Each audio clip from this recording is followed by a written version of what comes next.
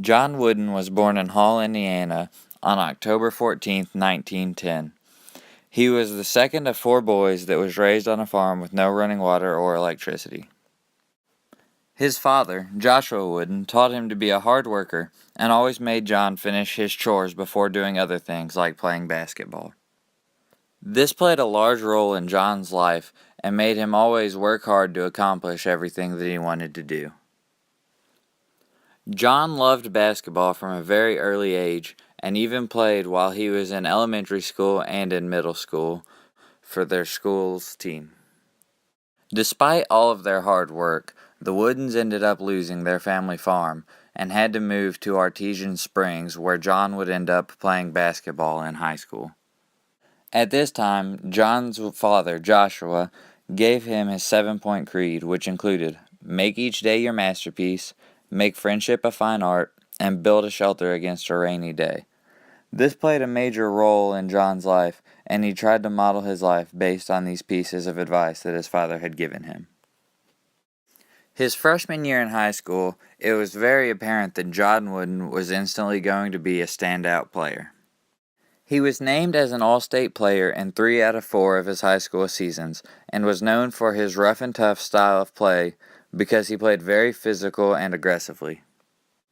During his high school career, he led his team to the state championship finals 3 years in a row, and ended up winning the championship in 1927. When John led his team to the state championships so many years in a row, he gained a lot of recognition. This allowed him to decide to play basketball even after high school. John Wooden loved English because his father used to read to them every night. This made him decide to attend Purdue University and to major in English to become a teacher. Although Wooden was a great basketball player, athletic scholarships were not offered at this time. This meant that while playing basketball, he was also going to have to work his way through college. He did this by working for fraternities and even serving people and washing dishes at local restaurants and bars. While in college at Purdue University, John Wooden decided to join the basketball team, where he played under his coach, Ward Piggy Lambert. Just like in high school, while playing for Purdue, John Wooden was known for his aggressive play style and endless work effort. John Wooden was one of Piggy Lambert's favorite players, and Lambert always bragged on him about how hard he worked and how he was very coachable. Here's one of Wooden's quotes that shows his relentless work effort, where he is quoted as saying, "The best competition I have is against myself to become better." Wooden seemed to believe that, and anytime he wasn't working or trying to make money, he was always practicing and playing basketball, constantly trying to improve his game to make it to the next level. He attributes a lot of his success to Piggy Lambert, saying that he knew exactly how to coach a player like Wooden to make him become the best that he could possibly be. In 1930, 31, and 32, Wooden was named All-Big Ten and All-Midwesterner. He was also the first player to ever become a 3-time All-American. During the 1932 season, Wooden was undoubtedly the best player on Purdue's team and ended up leading them to a national championship. He also graduated that year with a degree in English.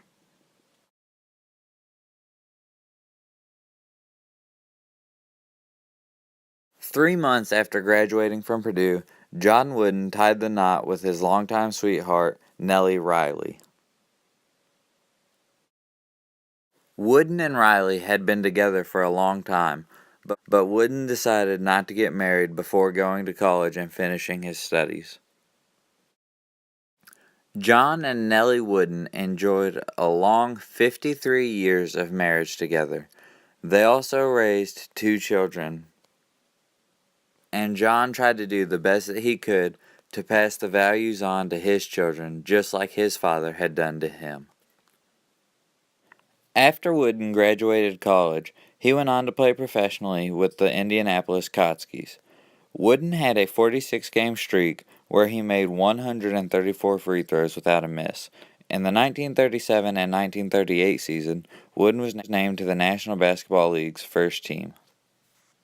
In 1942, John Wooden decided to join the U.S. Navy.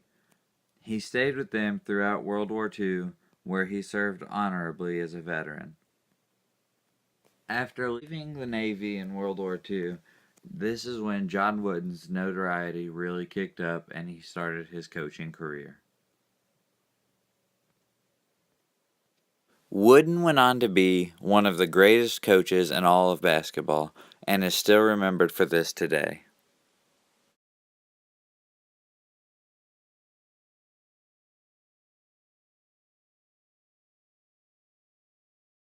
As a young coach at Dayton High School, Wooden adopted Piggy Lambert's practice methods. Lambert practices were organized around learning the fundamentals. He drilled the team on proper techniques of shooting, passing, dribbling, rebounding, and defense. Lambert demanded precision, enthusiasm, and speed. Lambert's teams employed a furious fast break offense. After coaching at Dayton, Wooden moved back to Indiana to coach at South Bend Central. And 2 seasons after building an impressive record and appearance in the National Association of Intercollegiate Basketball Championship game, Wooden was on top of the hiring list of college athletic directors. It came down to UCLA and Minnesota on where he would coach next. A Big Ten job meant greater prestige, larger fieldhouse, and a greater paycheck. He knew numerous high school coaches in the Midwest, which could benefit him with recruiting. Minnesota wanted to place former head coach as assistant, but Wooden wanted Eddie Powell as assistant. If Minnesota allowed him to bring Powell, he would take the job, but if they did not, he would go UCLA. On a Saturday evening, the phone rang at 7. When Wooden picked up the receiver, it was Wilbur Jones offering the job. Wooden told Jones that McCormick never called, so he accepted the offer. Later on at 7:30, once the phone lines restored after the blizzard that knocked down the phone lines, McCormick called with good news offering him the job with approval of Powell being the assistant coach. Wooden told him no because he gave UCLA his word. When he went to UCLA, he focused on 2 objectives that were to improve the team's conditioning and to teach players proper fundamentals. The Bruins at first did not have much talent, but they became the best conditioned team in the conference. Every 2-hour practice was planned to the exact minute. Wooden instructed his players on good manners, grooming, dress, and diet. Hair had to be short and clothes had to be clean. He did not tolerate smoking, drinking, gambling, or profanity. Every year he demonstrated on how he wanted them to put on their socks. He had to make sure they did it properly his way.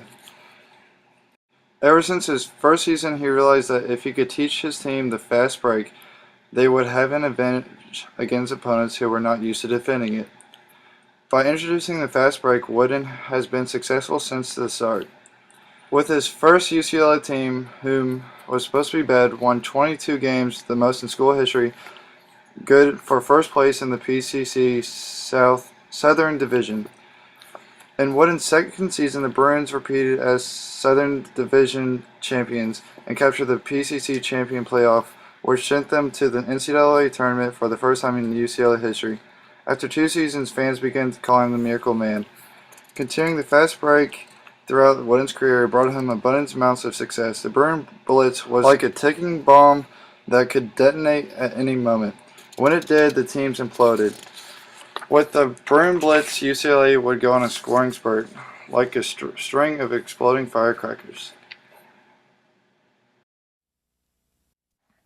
From what you can see here, the Bruins love to push the ball. Once they get down the court, they shot the ball quick. Once opponents got the ball back, the Bruins press whenever they can so they can get the ball back.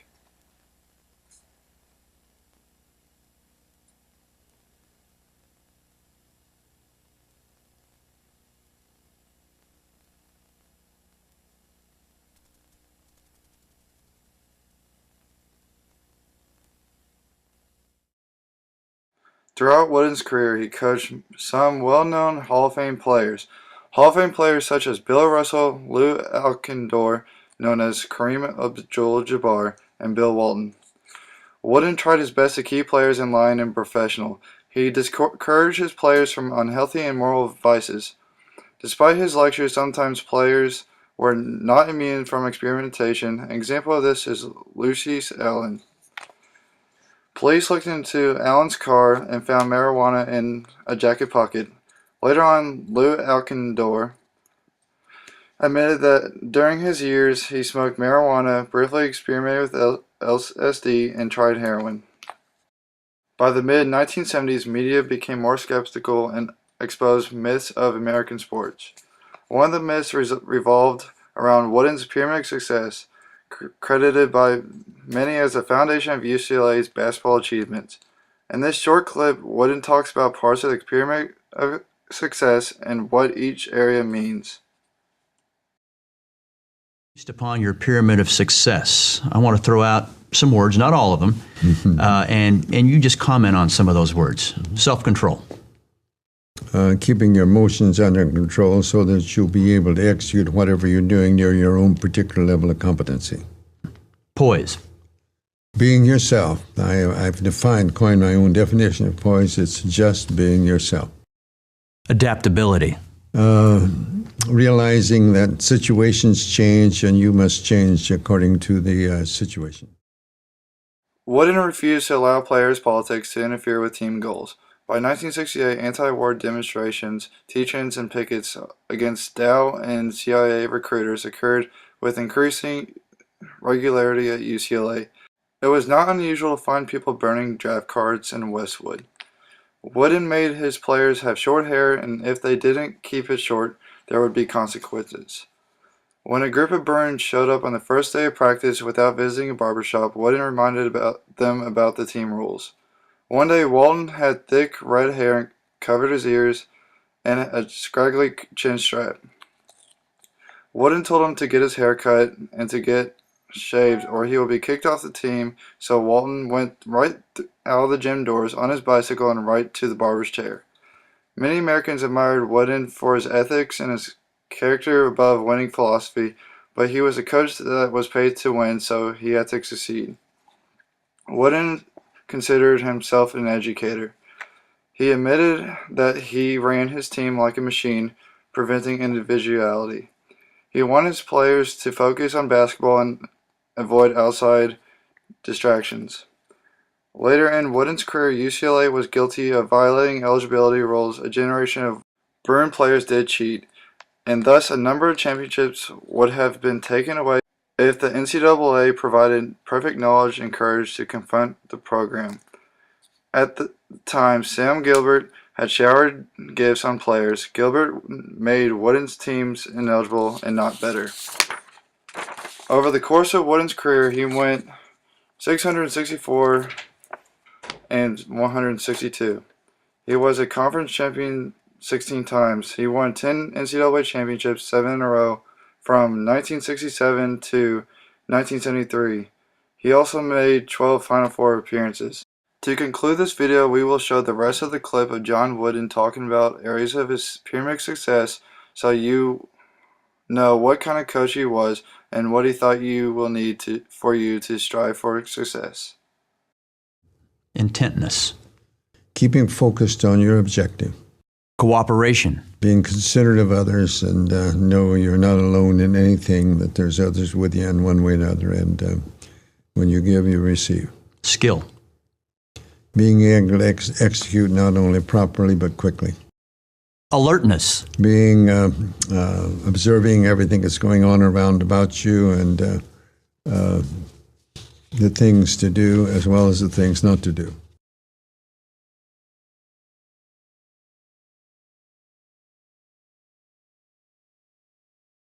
During the 1974-75 season, Wooden knew his retirement was upon him. He began teaching life as well as basketball. After his retirement, longtime booster Sam Gilbert was charged with giving players gifts and paying them to attend the school. These allegations took the limelight off of all of Wooden's success and put it on all the bad things about the program. There have been many other NCAA violations, such as John Calipari at Memphis and Donnie Tyndall at Southern Miss, but John Wooden's was overlooked because of how great a leader he was. At least to the players and former players, these violations did not matter as they appreciated and admired his leadership so much.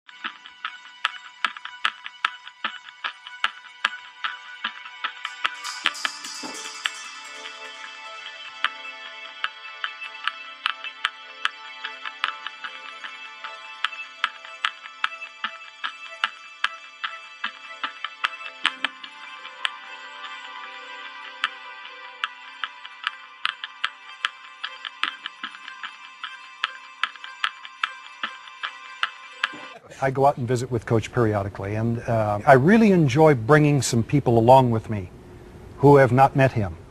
And the response when we leave is overwhelming. People with tears in their eyes saying, this is the highlight of my life. And those are the kind of things that we've had in our lives ever since we were 17 years old for all of these years. It's really, it's an honor for us to have been around this man. He's a national treasure. When did you realize that it was more than just words, that it was something, a way of living your life? It took a long time. And then you kind of wake up and you go, gosh, I'm kind of doing what he used to always say to do. You know, do not mistake activity for achievement. Failure to prepare is preparing to fail. And you go, oh gosh. You know, I remember that was 20 years ago and it's still in me. John, you win 10 out of 12 championships. You're in Los Angeles. Everybody wants to talk to you. Everybody wants to turn you into a superstar. What kept you grounded? My dad, more than anything else, things he tried to teach, you're never better than anybody else. You're as good as anybody, but you're never better than anybody. And then I learned from him that today, that's all that matters. Wooden's former players played for some of the greatest coaches of all time, but still refer to him as the best coach that they've ever played for. Hazard, Walton, Jabbar, Wilkes, all household names coached by the great. After he retired, he would visit with some of his old players and their families. This showed how much he cared about all his players. What happened to you, Marcus, where you realized this was something that was going to have an impact on the way you lived your life? Well, I mean, again, I talk about adversity. You know, I don't want to go through a whole litany of things, but losing a child in a drowning accident, for me at the time, it didn't seem like I'd be able to come back, you know, to come back and return from. But I can remember talking to Coach around that time. I just remember feeling better about things as best as I could at that particular time. And that kind of set the ball rolling. Started to remember some of the other things. And again, like I said, you know, we were almost programmed, and a lot of that stuff is kind of buried deep inside, and it takes something to happen in your life to kind of to spark the memory. And then, oh yeah, I remember Coach Wooden mentioning that. Life is peaks and valleys, and I think the strength of character depends on how individuals can accept not permitting the peaks to get too high or the valleys too low. I hope by actions I tried to teach that, and I tried to teach it with my own children and grandchildren. But to think you're going to go through life and not have any adversities, that's crazy. You're going to have a lot of adversity. Although his coaching tree may not be as extensive as others, he has coached some of the greatest of all time, such as Louisville's own Denny Crum. Here's what some of the all-time greatest coaches have to say about Coach Wooden.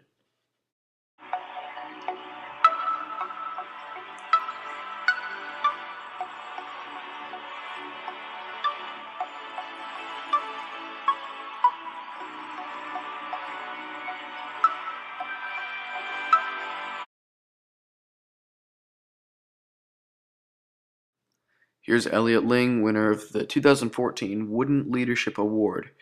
This award is given to persons who show great leadership in business and management.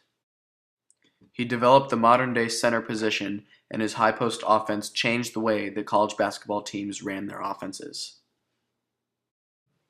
As you can see, John Wooden influenced his former players and coaches after he was done coaching, but in Wooden's case, he changed college basketball forever. Even after his retirement, up until the day he died, he was a true leader to everyone he was associated with, and he will always be the greatest of all time. In my opinion, he is not just the greatest basketball coach of all time, but one of the greatest leaders in any field of all time. If you ask John Wooden how he would like to be remembered, he says, a teacher, a family man, and a devout Christian. We need role models. Maybe role models are getting harder to find these days. That doesn't mean that there aren't any worth finding. John Wooden, a true hero.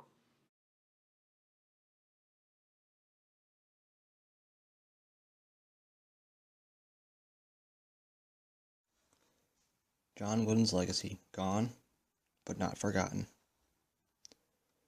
John Wooden, this man had a great life on and off the basketball court. Once he accepted the job at UCLA, His life had changed forever. Wooden had many championships, with countless others. As you can see, multiple season wins and trophies.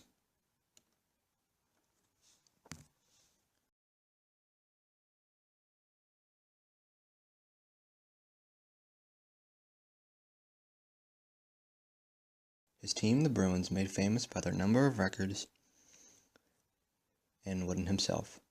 John was able to implement a new style to the game of basketball, and that style was.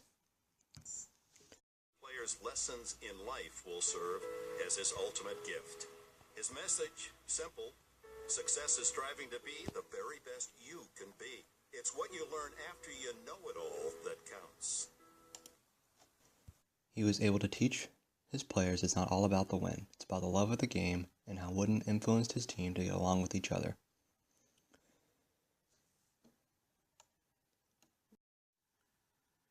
Mr. Wooden was able to give each player a sense of importance, meaning they all had a specific role to him and on the court. Wooden's attentiveness to detail allowed that to happen. He was more focused on his interactions between players rather than the games. Wooden's fair-mindedness was integrated into his players. He was determined to not treat everyone alike, as they are all different. Give each one the treatment earned and deserved. This mindset translated into the game.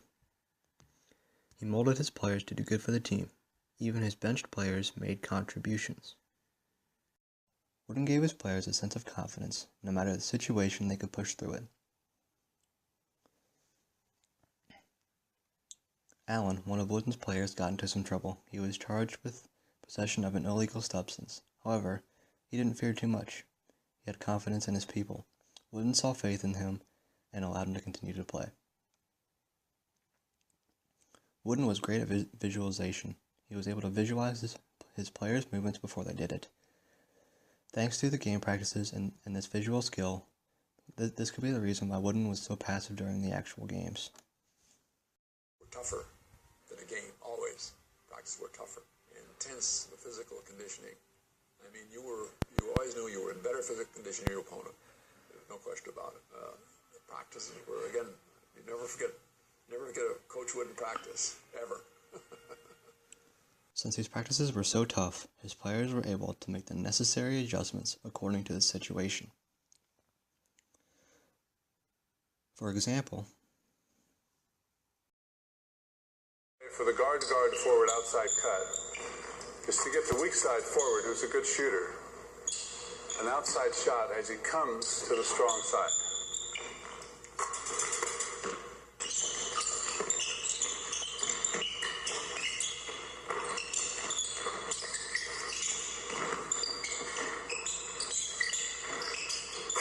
Wooden had great judgment.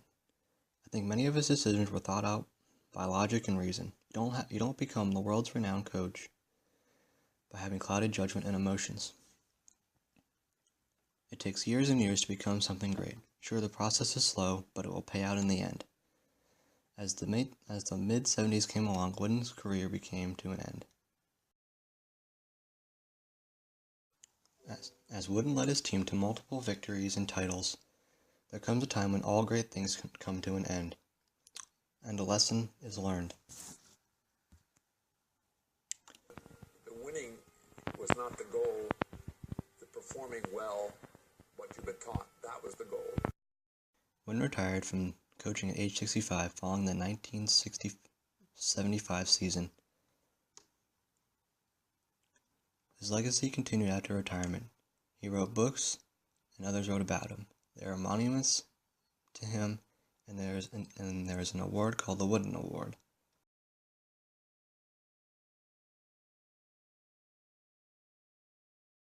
This award was given to his players back in the era of his coaching. Many, if not all, of his players would have gotten this award. Wooden was a prodigy. His skills and mindset should be with every coach in every sport. success in 1934, I choose to define it as peace of mind attained only through self-satisfaction in knowing you made the effort to do the best of which you're capable. And you're the only one that knows that, you know. Nobody else knows it. You can fool others, but you can't fool yourself. It's like character and reputation. As the video showed, success and dominance starts within. Wooden was a great man. There need to be more coaches that follow in his shadow. Thank you.